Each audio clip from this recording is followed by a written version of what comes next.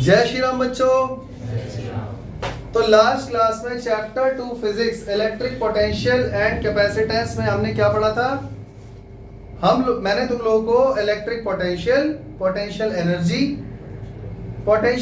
Difference और electric potential difference के बारे में बताया था। याद है या फिर दोबारा बताऊं? एक बार दोबारा बता दूं? देखो भाई, चैप्टर का नाम है इलेक्ट्रोस्टैटिक पोटेंशियल एंड कैपेसिटेंस। इस चैप्टर में दो पार्ट है। मैं चाहता हूं कैपेसिटेंस वाले जो पार्ट है उस पर हम ज्यादा मेहनत करें, ज्यादा टाइम दें, क्योंकि जो पोटेंशियल वाला पार्ट है ना, ये उतना मुश्किल नहीं है, आसान है। आसान भी है और चैप्टर 1 से काफी एसोसिएटेड भी है, लिंक है, तो चीजें जल्दी समझ में आ जाएंगी। कैपेसिटर वाला पार्ट है ना, वो नया है, तो वहां से क्वेश्चन भी ज्यादा आएंगे, समझाना भी मुश्किल है, समझना भी। तो ध्यान से सुनोगे तो सब समझ में आ जाएगा। एक बार मैं तुम्हें फिर याद दिला देता हूँ, लास्ट क्लास में मैंने तुम्हें क्या बताया था? इलेक्ट्रिक या इलेक्ट्रोस्टैटिक पोटेंशियल एनर्जी बताया था ना।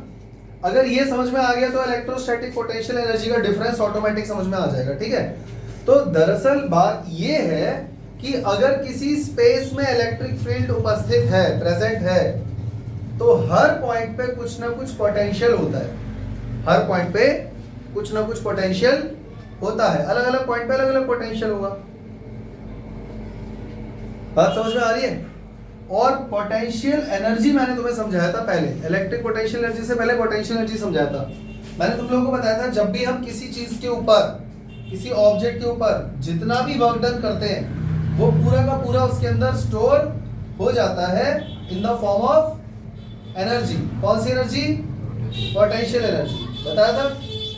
तो जब हम उसके ऊपर वर्क डन कर रहे होते हैं तो हम फोर्स और डिस्प्लेसमेंट लगाते हैं। तो जो भी फोर्स हम लगाते हैं वो हमेशा किसी न किसी चीज के अगेंस्ट में होता है। क्लियर हो गया? ये सारा मैंने लास्ट क्लास वाला दोहरा रहा हूं। तो तुम लोगों को समझाने के लिए मैंने इलेक्ट्रिक फील्ड बनाने के लिए एक दीवार बनाई थी। ये दीवार ऐसी है, तो तुम्हारी वाली साइड से तो एक लाइन दिखेगी ना, तो इस पर मान लो बहुत सारा पॉजिटिव चार्ज है, तो इलेक्ट्रिक फील्ड कहां जाएगा? इधर से लेकर इधर तक, बीच में और भी बहुत सारी लाइंस हैं, ठीक है। ये पूरा इलेक्ट्रिक फील्ड है और ये कहां तक जा रहा है बच्चों? बहुत दूर तक, इंफिनिटी तक जा रहा है, ठीक है। अगर मान लो मुझे कोई पॉजिटिव पॉइंट चार्ज इंफिनिटी से लाना है यहां तक, और यहीं तक क्यों लाना है स्पेशली? क्योंकि मुझसे इसी पॉइंट पे पोटेंशियल एनर्जी पूछी गई है। मान लो एक पॉइंट है ए, मैंने तुम्हें अभी बताया था ना, पोटेंशियल एनर्जी या पोटेंशियल सिर्फ उसी स्पेस में होता है जहां पे इलेक्ट्रिक फील्ड प्रेजेंट हो। अगर इलेक्ट्रिक फील्ड प्रेजेंट ही नहीं है, स्पेस विदाउट इलेक्ट्रिक फील्ड वाला है, तो ना तो आप पोटेंशियल एनर्जी फाइंड कर पाओगे और ना ही इलेक्ट्रिक पोटेंशियल फाइंड कर पाओगे। बात समझ रहे हो? तो पहले क्या चाहिए? इलेक्ट्रिक फील्ड बना दिया। अब इस पूरे इलेक्ट्रिक फील्ड वाले रीजन में हर पॉइंट पे, हर अलग अलग पॉइंट पे अलग अलग पोटेंशियल होगा। मुझसे किसी ने ये पूछा इस ए पॉइंट पर पोटेंशियल कितना होगा, या पहले ये बोला कि पोटेंशियल एनर्जी कितनी होगी। तो पोटेंशियल एनर्जी कैसे फाइंड करते हैं हम लोग इंफिनिटी से एक पॉजिटिव पॉइंट चार्ज या टेस्ट चार्ज को लेकर आते हैं, खींच कर, पकड़ कर जबरदस्ती इस ए पॉइंट तक। बात समझ में आ रही है? और हम अच्छे से जानते हैं कि इस काम को करने में बहुत सारा वर्क डन लगेगा, क्योंकि देखो इलेक्ट्रिक फील्ड इस पॉजिटिव पॉइंट चार्ज को रिपल्शन दे रहा होगा। इलेक्ट्रिक फील्ड इधर जा रहा है ना, पॉजिटिवली चार्ज वाले, और ये भी पॉजिटिव, रिपल्शन हो रहा होगा। अगर रिपल्शन हो रहा होगा तो ये इसको अपने पास आने नहीं देगा, तो मुझे इसको पकड़ के खींचना पड़ेगा। क्या मैंने फोर्स लगाया ना, और क्या डिस्प्लेसमेंट हुआ यहां से यहां तक जितना भी डिस्प्लेसमेंट है व्हाटएवर। तो जब फोर्स और डिस्प्लेसमेंट दोनों हुए तो वर्क डन किया कि नहीं किया? और ये जो भी मैंने वर्क डन किया वो इस ऑब्जेक्ट के, उस चार्ज के अंदर स्टोर हो गया। मैं उसको खींच के कहां तक ले आया? यहां तक। अभी मैंने इसको पकड़ के रखा हुआ है ऐसे कस के, क्योंकि अगर मैंने छोड़ दिया तो ये उड़ जाएगा फिर से, हाँ या ना? तो जो मैंने पकड़ के रोक के रखा हुआ है, इस समय इसके अंदर कौन सी एनर्जी है? Electric potential energy. कोई दिक्कत? यहां तक सबको समझ में आ गया?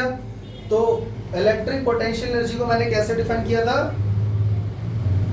Electric potential energy is equal to the amount of work done to bring a positive charge या test charge from infinity to a point in electric field infinitely very slowly without acceleration.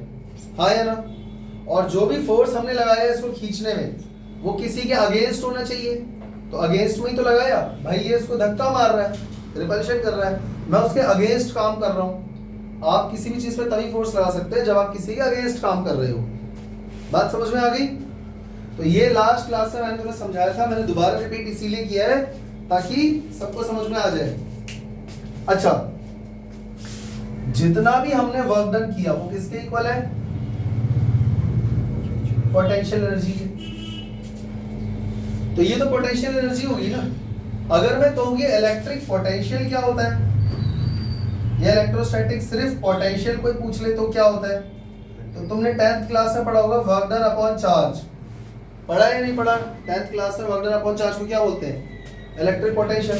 तो जो भी आपने work done किया है उसको उसी charge से डिवाइड कर दो जो आप खींच कर लाए थे, तो आपके पास क्या आ जाएगा? पोटेंशियल।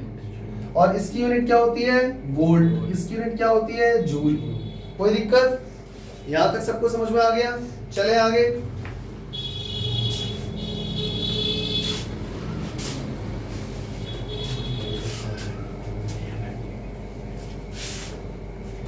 तो याद रखना इलेक्ट्रिक पोटेंशियल एनर्जी और इलेक्ट्रिक पोटेंशियल दो अलग अलग चीजें हैं। एनर्जी की बात करेगा तो वो वर्क डन के इक्वल है, और अगर पोटेंशियल की बात करता है तो वो वर्क डन अपॉन जूल है। और दूसरी बात याद रखना कि इलेक्ट्रिक फील्ड के अंदर ही अलग अलग पॉइंट पे अलग अलग पोटेंशियल एनर्जी भी होगी और पोटेंशियल भी होगा अलग अलग।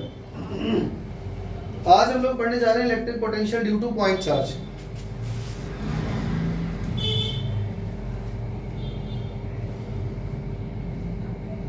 इलेक्ट्रिक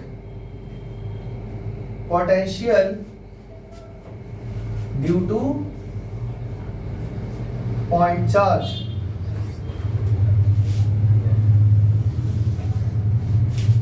देखो बच्चों, मैंने यहां पर एक दीवार बनाई थी, इलेक्ट्रिक फील्ड बनाया था, और मैंने तुम्हें समझाया था कि पॉइंट चार्ज को वहां से खींच के लाएंगे यहां पर किसी पॉइंट पे तो पोटेंशियल एनर्जी आ जाएगी। क्या जरूरी है हमेशा दीवार या सरफेस ही होगा पॉजिटिवली चार्ज? क्या जरूरी है सरफेस चार्ज डेंसिटी वाला ही सरफेस होगा, या वॉल होगी या शीट होगी? अगर मैं यहां पर एक पॉइंट चार्ज रख दूं Q, इसको हम लोग बोल रहे हैं सोर्स चार्ज। क्या बोल रहे हैं? Source charge. क्या इसकी वजह से इलेक्ट्रिक फील्ड होगा? यहाँ पे पॉजिटिव चार्ज की वजह से इलेक्ट्रिक फील्ड बाहर की तरफ जाता है, बाहर की तरफ जाता है, सबको पता है। तो यहां पर इलेक्ट्रिक फील्ड कहां जा रहा होगा? ऊपर, नीचे, दाएं, बाएं, आजू बाजू, काजू, सब जगह। और बोर्ड के बाहर भी आ रहा होगा, बोर्ड के अंदर भी जा रहा होगा। हाँ या ना? तो ये इस पूरे रीजन में ऐसे फैल गया होगा, इधर भी चला गया होगा, इधर भी, नीचे भी, सब जगह, और बोर्ड के बाहर भी और बोर्ड के अंदर भी। क्लियर है? अगर इस पूरे स्पेस में इलेक्ट्रिक फील्ड है तो अलग अलग पॉइंट पे अलग अलग पोटेंशियल होगा और पोटेंशियल एनर्जी भी होगी। तो हमको क्या फाइंड करना है? चेक करो, इलेक्ट्रिक पोटेंशियल फाइंड करना है ड्यू टू पॉइंट चार्ज। इतनी बात समझ में आ गई? तो मान के चलते हैं कि यही है वो पॉइंट P जिस पर मुझे क्या फाइंड करना है? Electric potential. किसकी वजह से? Due to this point charge, source charge. समझ गए? तो बच्चों यहां से यहां तक का डिस्टेंस मैं मान लेता हूं। क्या मान लूं बताओ? अरे कुछ तो बोलो। R, ये हो गया R। तो अगर आपको इस पॉइंट पे पोटेंशियल निकालना है तो भैया पोटेंशियल का formula work done upon charge होता है, तो पहले वर्क डन निकालना पड़ेगा। सोच के देखो, तो वर्क डन पहले निकालना पड़ेगा। तो वर्क डन करोगे किस पे? किसी चार्ज को इंफिनिटी से लेकर यहां तक आओगे। हाँ या ना? तो मान लो मैंने एक Q नॉट पॉजिटिव, ये है बच्चों टेस्ट चार्ज। क्या है? टेस्ट चार्ज मालूम है क्या होता है? मैंने तुम्हें पहले भी कई बार बताया हुआ है, टेस्ट चार्ज इतना छोटा चार्ज होता है कि उसकी वजह से इस पर कोई फोर्स लगने वाला, उसके इलेक्ट्रिक फील्ड की वजह से इसके इलेक्ट्रिक फील्ड पर कोई फर्क नहीं पड़ने वाला, वो बहुत छोटा है। मतलब ऐसे समझ लो कि अगर ये Q 10⁻³ कूलम है ना, तो ये 10⁻⁻10 कूलम है। बहुत फर्क हो गया ना, बहुत छोटा हो गया। तो इसीलिए टेस्ट चार्ज जो है वो बहुत छोटा होता है। तो इस टेस्ट चार्ज को मैं यहां से, कहां से, इंफिनिटी से लेकर आ रहा हूं इस पॉइंट तक। ये देखो,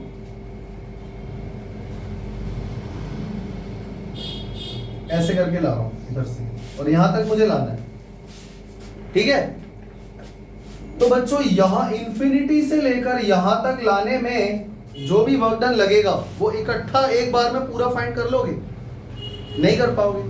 तो मान के चलते हैं कि अभी मैं इसको धीरे धीरे धीरे धीरे धीरे धीरे धीरे धीरे सिर्फ यहां तक ही ला पाया। कहां तक? ए पॉइंट तक।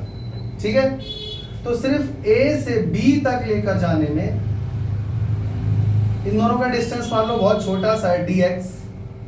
कितना वर्क डन करना पड़ेगा? छोटा सा वर्क डन। अरे भैया इंफिनिटी से यहां तक लाने में तो बहुत सारा वर्क डन करना पड़ेगा ना, इकट्ठा फाइंड नहीं कर सकता मैं। तो मैंने सिर्फ छोटा सा वर्क डन फाइंड करा A to B तक। और अगर ये छोटा सा वर्क डन मैं फाइंड करके उसको इंटीग्रेट कर दूं तो टोटल वर्क डन आ जाएगा। बोलो हाँ। तो देखो ये जो डिस्टेंस है ना इस समय A का Q से कितना है? मान लो x है। ये Q से इसका डिस्टेंस कितना हो गया? x मान लो।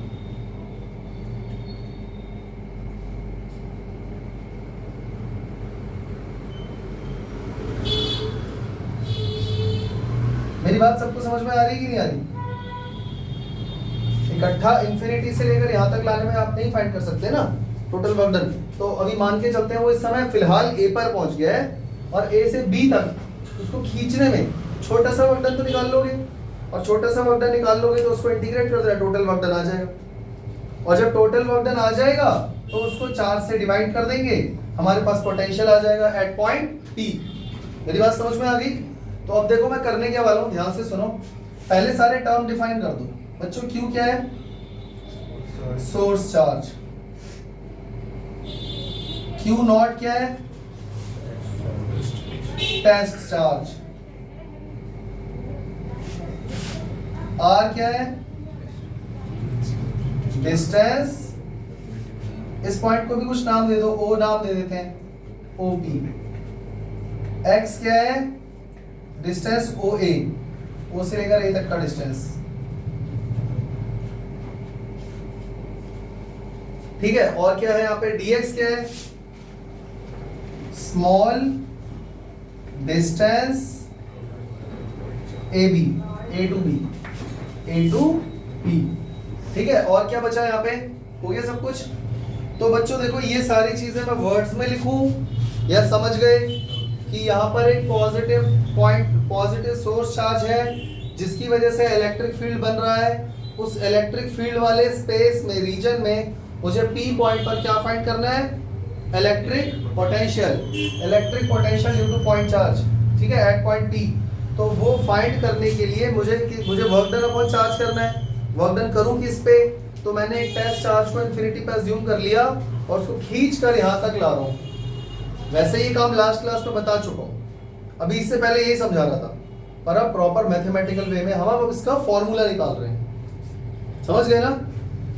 तो सबसे पहले मुझे ये बताओ कि अगर वो टेस्ट चार्ज A पर सच में पहुंच चुका है तो उस पर कुछ फोर्स लग रहा होगा, अट्रैक्शन या रिपल्शन? ऑब्वियसली बात है, ये हमेशा उसको रिपल्शन ही मारेगा। तो मैं यहां पर लिख देता हूं force on charge Q naught due to Q कितना हो जाएगा? F कितना हो जाएगा?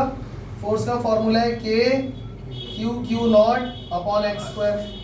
यहां तक कोई दिक्कत? अरे कूलम्स लॉ तो आता होगा, Q1 Q2 upon r square. तो भैया K इसका चार्ज Q है, उसका चार्ज Q नॉट है, अपॉन में डिस्टेंस का स्क्वायर, तो इस समय वो A पर है, ये हुआ ना डिस्टेंस, हाँ है ना? अब मैं छोटा सा वर्क डन फाइंड करने जा रहा हूं, मतलब A से B तक खिसकाने है। Small work done to bring test charge from A to B। तो बच्चों ये जो वर्क डन है ये टोटल है, छोटा सा है? छोटा सा वर्क डन तो DW बोलेंगे ना। तो वर्क डन का फॉर्मूला होता है फोर्स इनटू डिस्प्लेसमेंट। तो भैया छोटा सा ही तो डिस्प्लेसमेंट हुआ है dx, यहां से यहां तक छोटा सा वर्क डिस्प्लेसमेंट है, तभी तो यहाँ पर dw आया। तो ये अगर डिस्प्लेसमेंट भी लोगे वेक्टर फॉर्म में तो यहाँ डॉट लग जाएगा। तुम्हें पता होना चाहिए डॉट प्रोडक्ट होता है, वर्क डन में force into displacement dot product होते हैं। तो इसके आगे मैं यहां से लिख रहा हूं, ध्यान से देखना। तो स्मॉल वर्क डन कितना आ गया बच्चों? स्मॉल वर्क डन कितना आ गया? dw is equal to f dot dx cos theta. कोई मुझे बताएगा थीटा कितना है यहाँ पे? थीटा यहाँ पर कितना है? थीटा यहाँ पर 180 डिग्री है। पूछो क्यों बच्चों? अरे जल्दी पूछो। फोर्स लग रहा है उधर, यहाँ पर टेस्ट चार्ज आ गया ना। फोर्स किधर लग रहा है? इधर की तरफ। ये पॉजिटिव चार्ज उस टेस्ट चार्ज को धक्का तो उधर मारेगा ना। और आप उसको खींच कहाँ रहे हो? डिस्प्लेसमेंट वेक्टर का है इधर की तरफ, आप तो उल्टा खींच रहे हो। तो थीटा कितना हुआ? 180 डिग्री। तो dw is equal to f dx cos 180 degree. cos 180 कितना होता है? तो dw is equal to minus का f डॉट dx। कोई दिक्कत? ये आ गया छोटा सा वर्क डन। पर बच्चों हमें तो टोटल वर्क डन निकालना है ना, पोटेंशियल फाइंड करना है ना। वर्क डन अपॉन चार्ज करोगे ना तो टोटल वर्क डन निकालना पड़ेगा। तो अब मैं लिखने जा रहा हूं total work done from infinity से लेकर P पॉइंट तक, 2 पॉइंट P। तो हम अच्छे से जानते हैं जब भी किसी चीज का टोटल करते हैं तो क्या कर देते हैं? इंटीग्रेट कर देते हैं। इस इक्वेशन को इंटीग्रेट कर दो बोथ साइड, यानी integrate equation second both sides. तो जब dw का इंटीग्रेशन होगा तो क्या टोटल वर्क डन आ जाएगा? हाँ। और इधर इंटीग्रेशन करोगे तो देखो माइनस बाहर आ गया। f की वैल्यू बोलो, k q not upon x square into dx का इंटीग्रेशन। बच्चों अच्छे से पता होगा तुम्हें कांस्टेंट हमेशा इंटीग्रेशन से बाहर आ जाता है। तो w इज इक्वल टू कितना हो जाएगा? माइनस का 1/4 पाई एप्सिलॉन नॉट, हाँ k भी बोल सकते हो, इंटू q नॉट और integration 1/x square. 1/x square को x पावर -2 बोल दूं। और इंटीग्रेशन में लिमिट भी लगानी पड़ेगी इंफिनिटी टू r, क्योंकि अभी डिस्टेंस इंफिनिटी है और लाना कहां तक है? यहां तक। और यहां तक का डिस्टेंस क्या है? r। तो इंफिनिटी टू r। कोई दिक्कत? बच्चों x पावर n का इंटीग्रेशन क्या होता है पता है? क्या होता है? x power n+1 upon n+1। पता है या नहीं? कितने बच्चों को इंटीग्रेशन नहीं आता? सीख लो। इस हिसाब से x पावर -2 का इंटीग्रेशन क्या होगा? x पावर -2 + 1 अपॉन -2 + 1, यानी x पावर -1 अपॉन -1। x की पावर -1 है वो नीचे आके +1 हो जाएगा और ये माइनस यहाँ लग जाएगा, यानी -1/x। तो यहाँ पर वर्क डन कितना आ गया? माइनस का k q नॉट -1/x और लिमिट लगेगी इंफिनिटी टू r। कोई दिक्कत? अरे देखना भैया ये आ भी रहा है वीडियो में यहाँ तक। चलो फिर ठीक है, चलते हैं आगे। फिर क्या हुआ? हो गया। अब ये माइनस के साइन को बाहर निकाल दो, ये हो जाएगा प्लस का। और यहाँ पे एक बार अपर लिमिट पुट कर दो, एक बार लोअर लिमिट पुट कर दो, है? तो टोटल वर्क डन हमारे पास आ जाएगा, टोटल वर्क डन हमारे पास यानी W कितना आ गया? q नॉट, ये माइनस को पहले ही बाहर निकाल दिया, ये प्लस हो गया। एक बार अपर लिमिट पुट करोगे 1/r माइनस एक बार लोअर लिमिट पुट करोगे यानी 1/∞। बच्चों 1/∞ क्या होता है? मैंने तुम्हें पहले बताया था 0। तो वर्क डन हमारे पास कितना आ गया, के क्यू नॉट बाय आर, हमारे पास टोटल वर्क डन आ गया। यानी पिछली क्लास से लेकर आज अभी तक जो भी मैं चिल्ला रहा हूं कि इंफिनिटी से किसी पॉइंट तक लाने में जो भी वर्क डन लगेगा, जो भी वर्क डन लगेगा, ये वर्क डन लगेगा, पर ये सिर्फ तभी लगेगा जब आपके पास एक पॉइंट चार्ज होगा। समझ गए? तो ये आ गया टोटल वर्क डन। लेकिन हमें तो पोटेंशियल फाइंड करना है बच्चों। हमें क्या फाइंड करना है? पोटेंशियल का फॉर्मूला क्या होता है? Work done upon charge. तो टोटल वर्क डन और उसको उसी चार्ज से डिवाइड कर दो जिसको तुम पकड़ के लाए हो। तो बच्चों बताओ पोटेंशियल कितना हो गया? के क्यू नॉट बाय आर, और नीचे क्यू नॉट आ गया, क्यू नॉट से क्यू नॉट कट गया, तो हमारे पास क्या बचा? पोटेंशियल इज इक्वल टू के क्यू बाय आर। यहां तक किस किस बच्चे को क्या क्या समझ में नहीं आया? अब ये बात रट लो कि जब भी किसी पॉइंट चार्ज की वजह से सामने वाले स्पेस में किसी पॉइंट पर इलेक्ट्रिक पोटेंशियल पूछता है तो सीधा के क्यू बाय आर कर दो। कोई दिक्कत? अगर नहीं समझ में आ रहा तो देखो, फोर्स का फॉर्मूला क्या होता है? के Q1 Q2 bye R square. सही है गलत है? इलेक्ट्रिक फील्ड का फॉर्मूला क्या होता है due to a point charge? के क्यू बाय आर स्क्वायर। और पोटेंशियल का फॉर्मूला क्या होता है? आज से याद रखना, पोटेंशियल को V से डिनोट करते हैं, के सोर्स चार्ज अपॉन में आर, मतलब के सोर्स चार्ज की वैल्यू और वो डिस्टेंस जहां पर तुम्हें पोटेंशियल फाइंड करना है। खत्म। कोई दिक्कत? इससे ये बात क्लियर हो गई कि V inversely proportional to R होता है। इसका मतलब ये हुआ पूरी जगह पूरी यूटिलाइज हो गई है। इसका मतलब ये है potential inversely proportional to R है। अगर R इंफिनिटी हो गया तो V क्या हो जाएगा? 0। समझ गए? एक और मजे की बात सुनो, फोर्स इनवर्सली प्रोपोर्शनल टू क्या होता है? Electric field inversely proportional to क्या होता है? पॉइंट चार्ज का। और पोटेंशियल क्या होता है? Inversely proportional to. यहां से एमसीक्यू आ जाता है भैया। तो potential due to a point charge inversely proportional to R only. Electric field due to point charge is inversely proportional to R square. और फोर्स तो होता ही आर स्क्वायर है कूलम्स लॉ के अकॉर्डिंग। यहां तक कोई दिक्कत? चले आगे। इसका स्क्रीनशॉट लेकर कॉपी में लिख लेना, ड्रॉ कर लेना और नोट कर लेना। चले आगे। इसके बाद बच्चों एक छोटी सी चीज और बताना चाहता हूं, पर जगह नहीं है, कुछ मिटाना पड़ेगा, तो मैं रेस करने जा रहा हूं भैया, पॉज करके लिख लेना।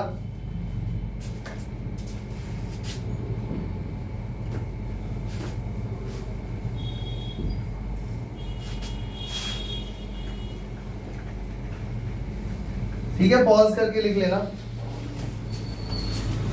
बच्चों। E inversely proportional to R square का मतलब क्या है? R अगर बढ़ेगा तो इलेक्ट्रिक फील्ड घटेगा, और V inversely proportional to R का मतलब क्या है? वही बात है, डिस्टेंस बढ़ेगा तो पोटेंशियल कम होगा। भाई कॉमन सी बात है, आप इस पॉइंट से जितना दूर जाओगे पोटेंशियल कम होगा, क्योंकि उस पॉइंट तक खींच के लाने में आपको कम एनर्जी लगेगी, पास लाने में ज्यादा एनर्जी लगेगी, और पास लाने में ज्यादा एनर्जी लगेगी, है ना? तो पर इन दोनों में डिफरेंस क्या है बच्चों? बताता हूं।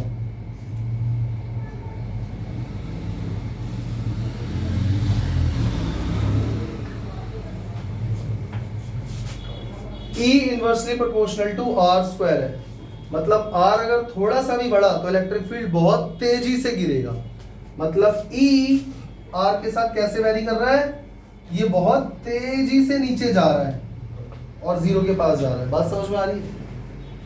लेकिन V इनवर्सली तो है, पर वो R के इनवर्सली प्रोपोर्शनल है, R स्क्वायर के नहीं। R के साथ घट तो रहा है पर उतना तेजी से नहीं घट रहा, मतलब ये धीरे धीरे नीचे जा रहा है और ये 0 तक भी जल्दी नहीं पहुंचेगा। तो ये ग्राफ हो गया E inversely proportional to R square का, और ये वाला ग्राफ हो गया V inversely proportional to R का। कोई दिक्कत? ये बात समझ में आई या नहीं आई?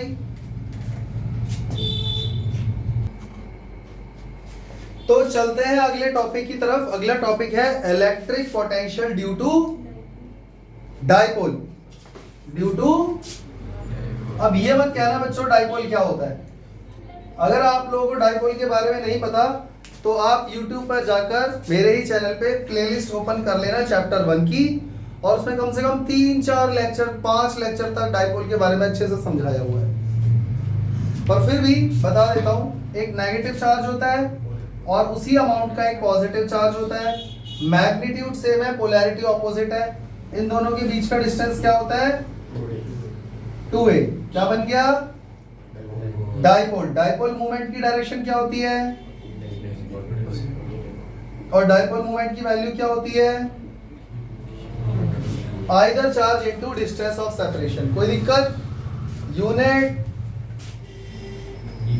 कूलम मीटर, ऐसा यूनिट की बात हो रही है, ठीक है। तो डाइपोल की वजह से देखो, अगर पॉइंट चार्ज की वजह से पोटेंशियल क्रिएट हो रहा है तो डाइपोल की वजह से भी होगा। पूछो क्यों? पोटेंशियल जनरेट होने के लिए या स्पेस में पोटेंशियल होने के लिए बस क्या चाहिए? Electric field. क्या डाइपोल का इलेक्ट्रिक फील्ड नहीं होता? तो डाइपोल का इलेक्ट्रिक फील्ड होता है तो पोटेंशियल भी होता होगा। करते हैं भाई फाइंड। तो इसमें भी 3 केस बन जाएंगे। Case 1, on the axis of dipole. ये जो मैं करवा रहा हूं ना, ये डेरिवेशन ही समझो एक तरीके से। तो एक डाइपोल बना लेते हैं बच्चों। ये है नेगेटिव चार्ज -q, इसकी पोजीशन है a, और इससे कुछ दूरी पर एक पॉजिटिव चार्ज है जिस पर चार्ज है +q, इसका पॉइंट है b। इन दोनों के बीच का डिस्टेंस कितना हो गया? और कौन बोल रहा है?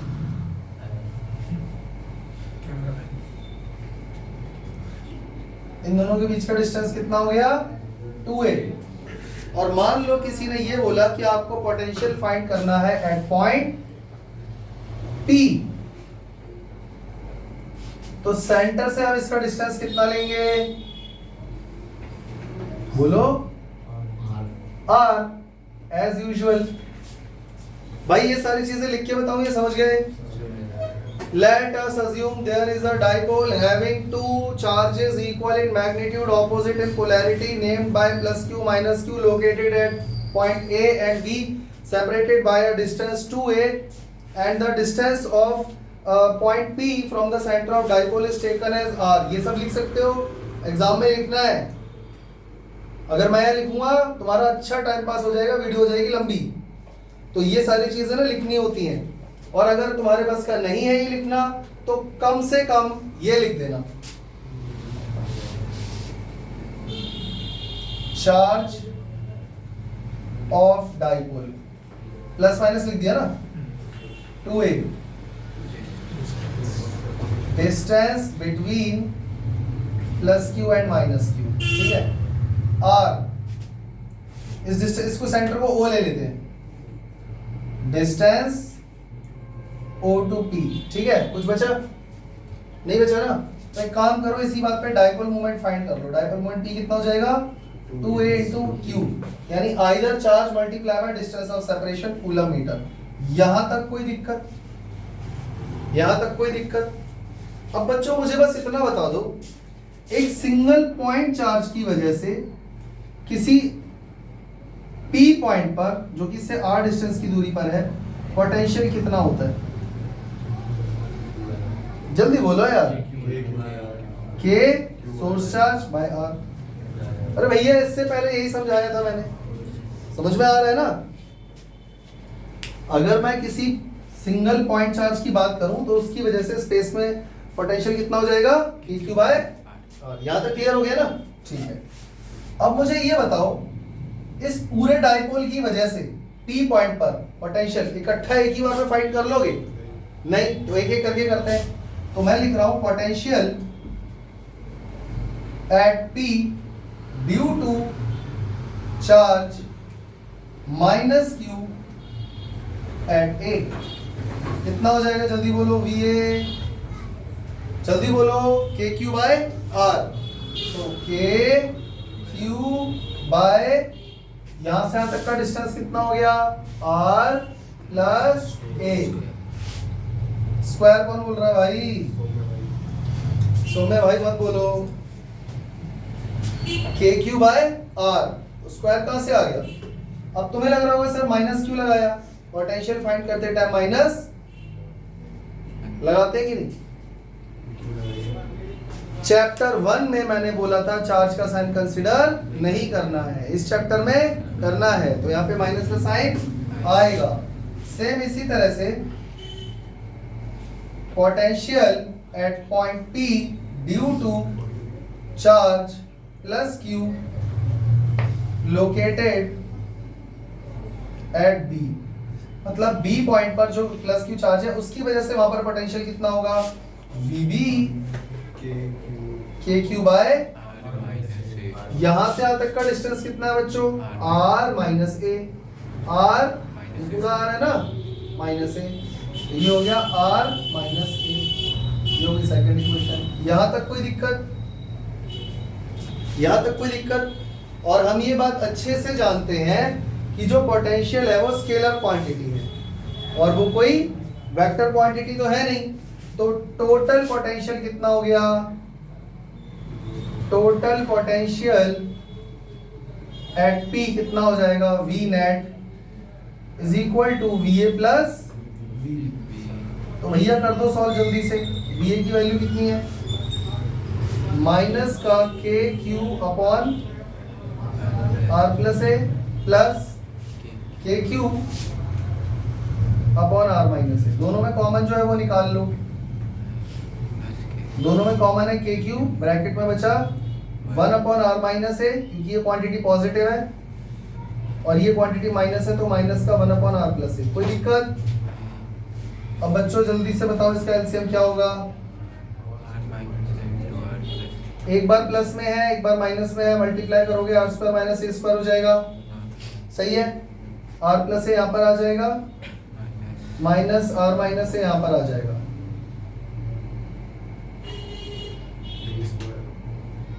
तो ये हो जाएगा R plus A, bracket open होगा, माइनस का R प्लस का A, R से R क्या बचा? V net KQ bracket 2A upon, यानी तुम्हारे पास V नेट का फाइनल फॉर्मूला जो आया है वो ये है, और तुम्हें यही याद रखना होगा। क्या याद रखना होगा? V net is equal to Q upon 4 pi epsilon naught into 2A upon R square minus A square. कोई दिक्कत? कोई दिक्कत? हम ये बात अच्छे से जानते हैं कि डाइपोल मोमेंट की वैल्यू क्या होती है? Q into 2A। तो मुझे यहाँ पे Q इंटू 2A नजर आ रहा है, तो यहाँ पे इसको हटा के इन दोनों को क्या मैं सीधा P लिख सकता हूँ? जल्दी बोलो, लिख सकता हूँ ना? तो ये V नेट का मेरे पास फाइनल फॉर्मूला आ गया है। कोई दिक्कत? लेकिन एक मिनट, इसमें एक चीज मुझे और ऐड करनी है। मान लो ऐसा हुआ, let there is a short dipole, एक शॉर्ट डाइपोल है। डाइपोल अगर शॉर्ट है तो ए बहुत छोटा होगा R से। डाइपोल अगर छोटा सा है तो 2A डिस्टेंस, ये जो 2A डिस्टेंस ही छोटा रह जाएगा। या ये कहो कि पॉइंट P बहुत दूर चला गया है तो R is much much greater than A, तो V कितना हो जाएगा? जल्दी बोलो, एक्सियल का V एक्सियल कितना हो जाएगा? KP upon A square neglect हो जाएगा ना, अपॉन R स्क्वायर आ जाएगा। तो ये फॉर्मूला भी तुमको याद रखना है। और V एक्सियल जो है वो कितना हो गया? Inversely proportional to R square. कोई दिक्कत? सबको यहाँ तक की कहानी समझ में आई है नहीं? सबको यहाँ तक की कहानी समझ में आ गई? अब एक मजे की बात सुनो, ये टॉपिक यहाँ पे खत्म हो गया है, पर मेरी बात सुनो बच्चों। पॉइंट चार्ज की वजह से इलेक्ट्रिक फील्ड, पॉइंट चार्ज की, पिछले चैप्टर की बात कर रहा हूं, पॉइंट चार्ज की वजह से electric field inversely proportional to क्या होता था? लेकिन उसी पॉइंट चार्ज की वजह से इलेक्ट्रिक फील्ड डाइपोल का कितना होता था, r⁻3। ये सब इसलिए बता रहा हूं क्योंकि कोई बताएगा नहीं तुम्हें, और एमसीक्यू यहीं से आते हैं, समझ में आया, इसलिए इंपॉर्टेंट है, ध्यान से सुन लो। कल एक लड़के को मैंने पढ़ाया होम ट्यूशन में, एक विद्यार्थी है, उसको मैंने पॉजिटिव डेविएशन और नेगेटिव डेविएशन में डिफरेंस टेबल समझाया, पूरा टेबल बहुत लंबा चौड़ा, जो भी डिफरेंस थे सारे बता दिए, और लास्ट में मैंने उसको एग्जांपल समझाए। मैंने कहा था ना एग्जांपल इंपॉर्टेंट है, याद रखना। अब एग्जांपल जब मैं समझा रहा था वो ध्यान नहीं दे रहा था, मैंने कहा ये पक्का आएगा, और वो माना नहीं। तुम यकीन नहीं करोगे, 2 एमसीक्यू आ गए, और पहले ही 2 एमसीक्यू, क्वेश्चन नंबर 1 और क्वेश्चन नंबर 2 दोनों सीधा वहीं से आ गए, और वो पूरा टेबल रट कर गया था। समझ में आ रहा है? बताओ तो मैं उसका क्वेश्चन पेपर की फोटो खींच के लाके दिखाऊं तुम्हें, मैं तुम्हारे ग्रुप पे सेंड कर दूंगा। मेरी बात समझ आ रही है? इसीलिए मैं बता रहा हूं, ये वो चीजें हैं जहां तुम्हें ध्यान देना है। सीबीएसई को पता है ये बच्चों वाली डेरिवेशन सबको आती है, वो सीधा रिजल्ट पे फोकस कर रहे हैं। अगर ये पता है ना बच्चे को, तो उनको पता है कि इतना तो पता ही होगा। तो पॉइंट चार्ज की वजह से इलेक्ट्रिक फील्ड कितना होता था, proportional to R square inversely, और डाइपोल की वजह से कितना होता था, याद है ना, ये पॉइंट चार्ज की वजह से है, और ये इलेक्ट्रिक फील्ड किसका है, ये डाइपोल का है। ठीक उसी तरह से पॉइंट चार्ज की वजह से बच्चों पोटेंशियल कितना था, अब ये भी आर, याद है, और डाइपोल की वजह से पोटेंशियल कितना आ गया, यानी डाइपोल की वजह से इलेक्ट्रिक फील्ड 1 पावर बढ़ गया था, और डाइपोल भी चेक कर लो 1 पावर बढ़ गया। बात समझ में आई? यहां से आ जाते हैं एमसीक्यू, फिर बच्चा फंस जाता है। समझ में आया? तो ये याद कर लेना। चले आगे, ये नोट कर लेना भैया, लास्ट वाला। चलते हैं आगे। डाइपोल की वजह से इलेक्ट्रिक पोटेंशियल फिर से फाइंड करने जा रहे हैं, पर इस बार इक्वेटोरियल पॉइंट पे, on the equatorial point of dipole. तो बच्चों एक डाइपोल बनाते हैं पहले। ये रहा नेगेटिव चार्ज, ये रहा पॉजिटिव चार्ज, ठीक है। ये है पॉइंट ए, ये है पॉइंट बी, ये सेंटर, यहां से यहां तक का डिस्टेंस कितना हो गया, हमेशा की तरह 2a, इस पर चार्ज है -q, इस पर चार्ज है +q। हमको पोटेंशियल इस बार कहां फाइंड करना है, इक्वेटोरियल पॉइंट पे, मतलब इसके परपेंडिकुलर सेंटर से लाइन जा रही है, इस लाइन के ऊपर कोई भी पॉइंट ले लो। चलो ये वाला पॉइंट ले लेते हैं, ये पॉइंट है P। इस P पॉइंट पर मुझे क्या फाइंड करना है, इलेक्ट्रिक फील्ड, क्या, पोटेंशियल। तो बच्चों इसको यहां से जोड़ो, और ये point charge actually point charge जैसे ही है, वो तुमको दिखाई दे इसलिए मैंने बड़ा बनाया है, ठीक है। और इसकी इस यहां से जोड़ दो। अब ये हो गया परपेंडिकुलर, तो सेंटर से यहां का डिस्टेंस हो गया r, तो ये डिस्टेंस कितना हो जाएगा, √, और ये वाला यहां तक कोई दिक्कत, सबको समझ में आ रहा है? तो हमको क्या फाइंड करना है, electric potential due to dipole on the equatorial point of dipole, या प्लेन भी लिख सकते हो, इक्वेटोरियल प्लेन। तो बच्चों ये सारी चीजें दोबारा लिखूं या समझ गए? Let there is a dipole having 2 charges +q and -q located at point A and B separated by distance 2a, having dipole moment p। ये सब लिख लोगे ना? तो काम की चीज लिख लेते हैं, +-q, either charge of dipole, distance of separation of charges, distance OP, O का है ये रहा, और वो रहा P। PA is equal to P B is equal to under root R square plus C square. कुछ रह गया? अब मुझे ये बताओ P पॉइंट पर डाइपोल P पॉइंट पर देखो पूरे डाइपोल की वजह से इकट्ठा तो फाइंड कर नहीं पाओगे P पॉइंट पर डाइपोल, एक एक करके करोगे। तो मैं लिख रहा हूं यहां पे potential at P due to minus Q charge कितना हो जाएगा VA, इसका नाम A है ना।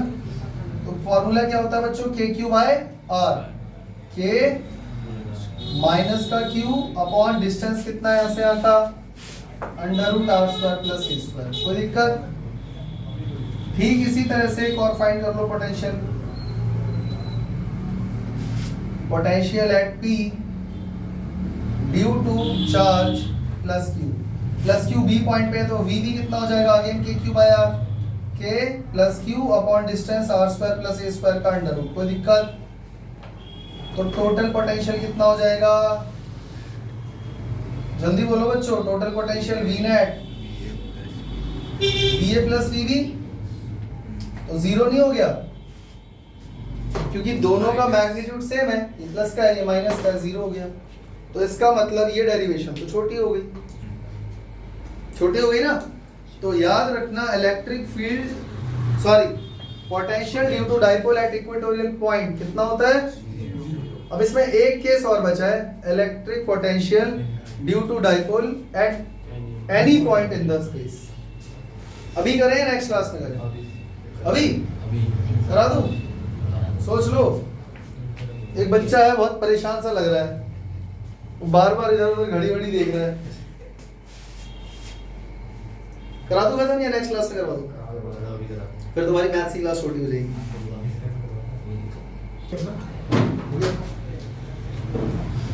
अब हमारा एक केस और बचा है, electric field due to dipole at any general point in the space.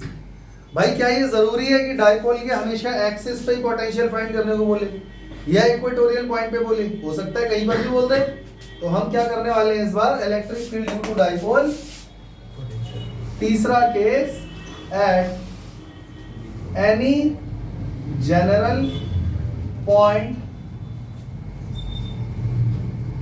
In space near dipole. मतलब नियर डाइपोल लिखने की जरूरत नहीं है, वो पास और दूर कुछ भी हो सकता है। तो पहले डाइपोल बना लेता हूं फटाफट। माइनस क्यू पॉइंट एट ए पे है, पॉजिटिव चार्ज ये बी पॉइंट पे है, इनका डिस्टेंस ऑफ सेपरेशन हमेशा की तरह वही 2a।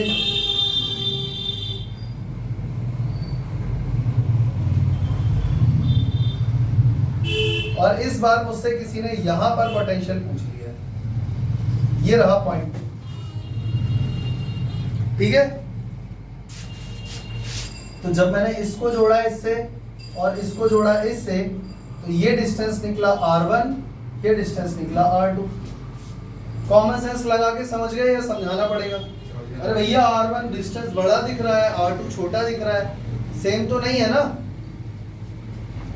और सेंटर से जब मैं इसको जोड़ता हूं, जनरली हम लोग सेंटर से जो डिस्टेंस लेते हैं वही अज्यूम किया जाता है, वो है r। हम तो सेंटर से ही लेते हैं ना डिस्टेंस, वो r है।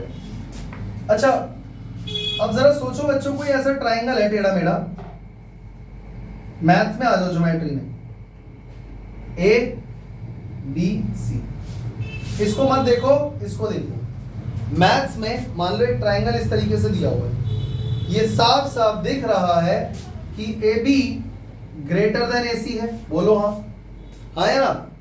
लेकिन अगर मैं जबरदस्ती ये और ये इक्वल करना चाहूं तो मुझे यहां से एक परपेंडिकुलर बनाना पड़ेगा। तो अब ये पॉइंट आ गया डी, चेक करना क्या AD और AC बराबर दिख रहे हैं, महसूस कर पा रहे हो, फील कर पा रहे हो? अरे भैया पूरा AB AC से बड़ा है, नो डाउट, ये देखो। पर अगर मैं इस ट्रायंगल का नीचे का हिस्सा ऐसे काट दूं और ये ऐसे बना दूं, तब तो ये दोनों साइड बराबर हो गई ना। नहीं आया समझ में? तो यहां से अगर मैं एक ऐसा परपेंडिकुलर बना दूं इस वाले एज पे ऐसे करके, और ये मान लो D है और ये पॉइंट O है, तो क्या अब मैं बोल सकता हूं PD is equal to PB? हाँ, ये थोड़ा ज्यादा ही ऊपर चला गया, थोड़ा इधर जाना चाहिए था।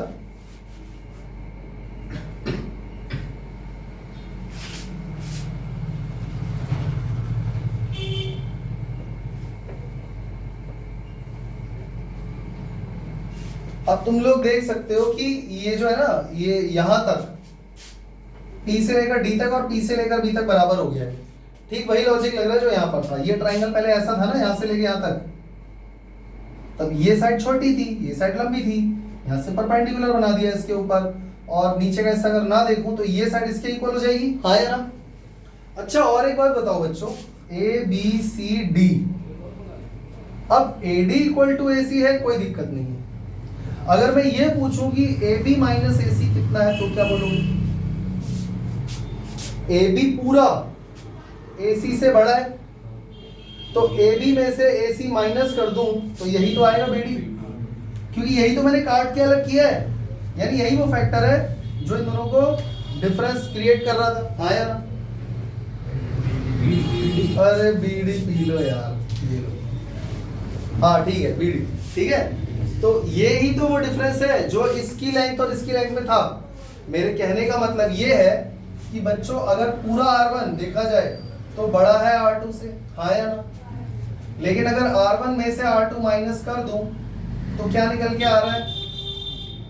जल्दी बोलो। AD। समझ गए? इतना समझ गए? और एक बात सुनो, R1 इंटू R2 अगर कर दूंगा ना तो R² के इक्वल आ जाएगा। ये अजम्पशन मान लो एक तरीके से। ये क्या है? ये सारी चीजें अजम्पशन पे चल रही हैं। ये अजम्पशन है, ये वाला पॉइंट। ये तो ठीक है एक बार को, मतलब ये तो समझ में आ गया ना फिगर के थ्रू। देखो ये ना कोई एग्जैक्टली कोई पॉइंट नहीं लिया हुआ है अभी, ये बस ऐसे समझ लो कि बहुत दूर, डायपोल से बहुत दूर एक पॉइंट है। तुमने देखा होगा ये डायपोल मैंने छोटा बनाया है, जबकि बाकी मैंने बड़े बड़े बनाए थे, क्योंकि मैं इसको और छोटा बनाना चाह रहा था। मैं ये दिखाना चाहता हूँ कि P पॉइंट बहुत दूर है, और अगर भाई ये बहुत दूर है ना तो R1 और R2 में कोई ज्यादा फर्क नहीं है। दिमाग लगा लो, अगर मान लो डायपोल इतना छोटा सा है और पॉइंट भी बहुत दूर है तो R1 और R2 में कोई ज्यादा फर्क है? ज्यादा है ही नहीं। और उस केस में R1 इंटू R2 करोगे तो वो R² के इक्वल ही आएगा।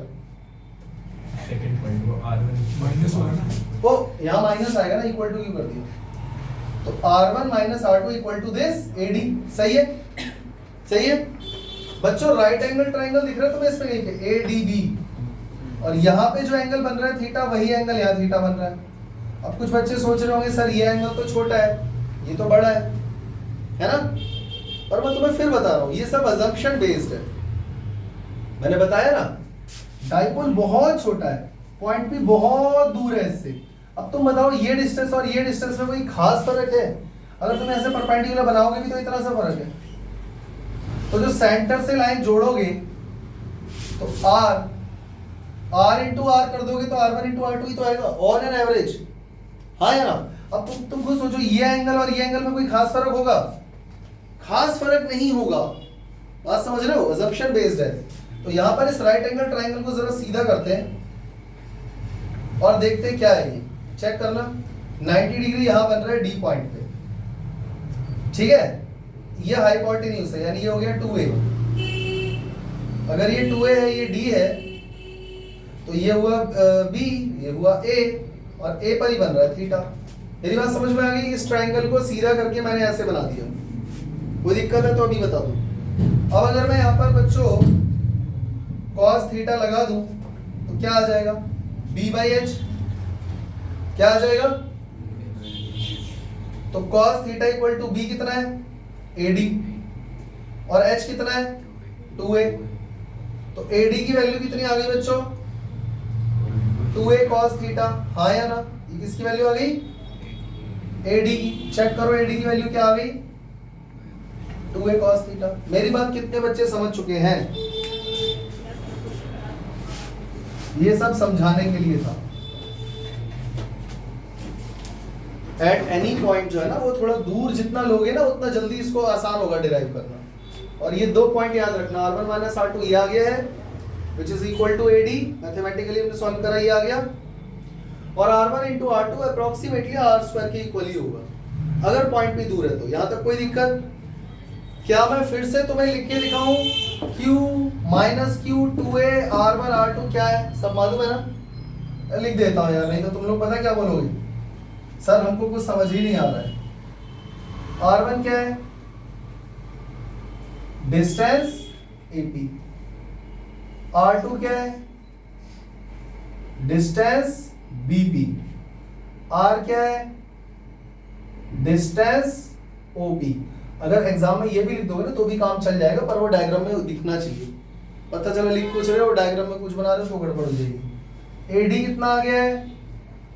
2A cos theta. AB कितना है?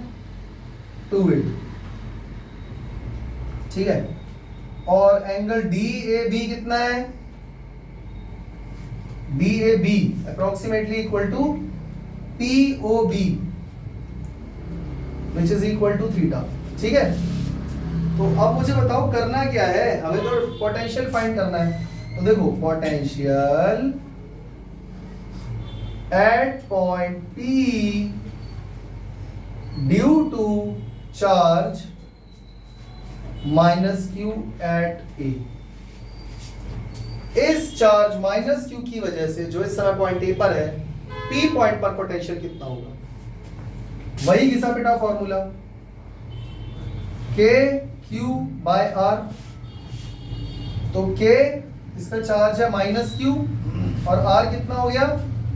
R1, क्योंकि यहां से आकर डिस्टेंस R1 है, चेक कर लो first. Similarly potential at point P due to charge plus Q at B। मतलब इस चार्ज की वजह से P पॉइंट पर कितना पोटेंशियल होगा? VB which is equal to again KQ by R2। कोई दिक्कत? कोई दिक्कत? यहां तक कोई दिक्कत तो नहीं है? अब बताओ V नेट कैसे निकालोगे? V नेट कैसे निकालोगे? VA और VB को जोड़ दोगे, तो जोड़ दो। VA की वैल्यू कितनी है? KQ by R1। VB की वैल्यू कितनी है? अच्छा एक मिनट, यहाँ माइनस आएगा, यहाँ प्लस आएगा, ये VB पॉजिटिव है, KQ बाय R2। इन दोनों में कॉमन क्या आ गया बच्चों? K और Q। ब्रैकेट में क्या बचेगा? 1/R2 माइनस 1/, समझ में आ गया? एलसीएम लेना आता है, जल्दी बोलो क्या आया? KQ अपॉन में R1 R2, ऊपर आ गया R1 माइनस R2। अब यहीं पे बच्चा अटक जाता है, पर R1 माइनस R2 मैंने तुम्हें पहले ही बता रखा है कितना है? 2A cos theta. और R1 इंटू R2 कितना है? R²।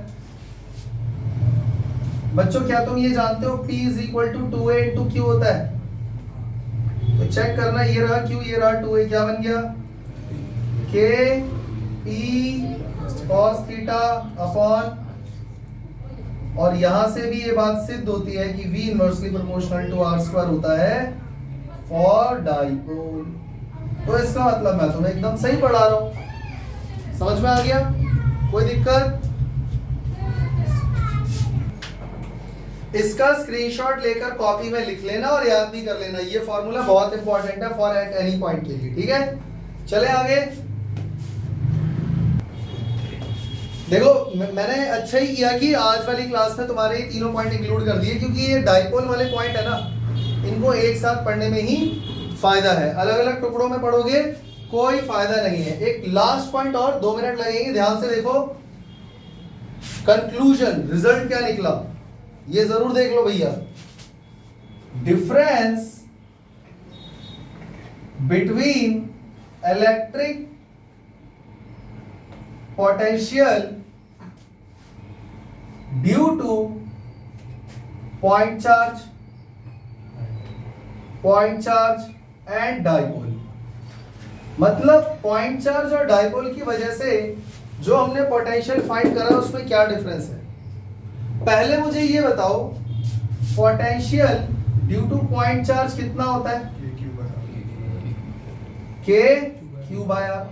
और पोटेंशियल ड्यू टू डाइपोल क्या होता है? K P cos theta upon R square. याद रहेगा? वो जनरल वाला केस ले लिया है। अगर थीटा 0 कर दोगे एक्सियल वाला केस इसमें इंक्लूड हो जाएगा, थीटा 90 कर दोगे तो वो वाला केस आ जाएगा। समझ गए ना? हाँ, इक्वेटोरियल वाला आ जाएगा, इसलिए जनरल वाला लिख दिया। तो जो डिफरेंस के पॉइंट बताओ पहला पॉइंट क्या डिफरेंस का इन दोनों में? Potential due to point charge का जो पोटेंशियल है वो किस पे डिपेंड कर रहा है बच्चों? Depends on R only. whereas potential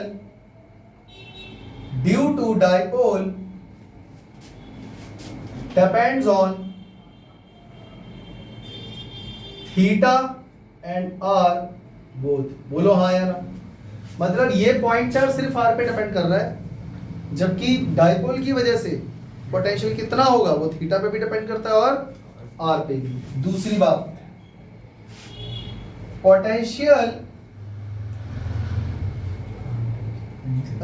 potential due to point charge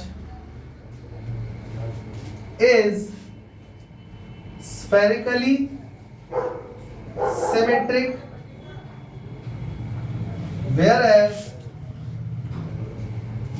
potential due to dipole is cylindrically symmetric। इसका मतलब समझ लो, हम जानते हैं कि पोटेंशियल आर पे डिपेंड कर रहा है, तो मान लो अगर पॉइंट चार्ज पॉजिटिव है तो पॉजिटिव चार्ज से अगर मैं आर डिस्टेंस की दूरी पर जाता हूं, आर आर आर आर ये सब आर है, तो इन सभी पॉइंट्स पे पोटेंशियल सेम होगा। मेरी बात समझ में आ रही है? पॉइंट चार्ज से अगर मैं आर डिस्टेंस की दूरी पे जाता हूं तो इन सभी पॉइंट्स पे पोटेंशियल सेम होगा। तो जरा सोच के देखो, potential due to point charge कैसा हुआ? Spherically symmetric. जबकि डाइपोल में दो चार्ज है ना, पॉजिटिव नेगेटिव, तो उसमें सिलेंड्रिकल इलेक्ट्रिक फील्ड बनता है, तो इसीलिए वो सिलेंड्रिकली सिमेट्रिक होता है। समझ में आ गया? तीसरा point, potential due to point charge, short में लिख रहा हूं, इनवर्सली प्रोपोर्शनल टू आर होता है, जबकि potential due to dipole falls off as R square. ये तीनों पॉइंट कॉपी में नोट करके अच्छे से याद कर लेना, क्योंकि ये चीजें रिजल्ट होती हैं, यहीं से पूछे जाते हैं असर्शन रीजन, और यहीं से पूछे जाते हैं एमसीक्यू। सबको समझ में आया? अगली क्लास में आगे की कहानी शुरू करते हैं, तब तक के लिए जय हिंद, जय श्री राम।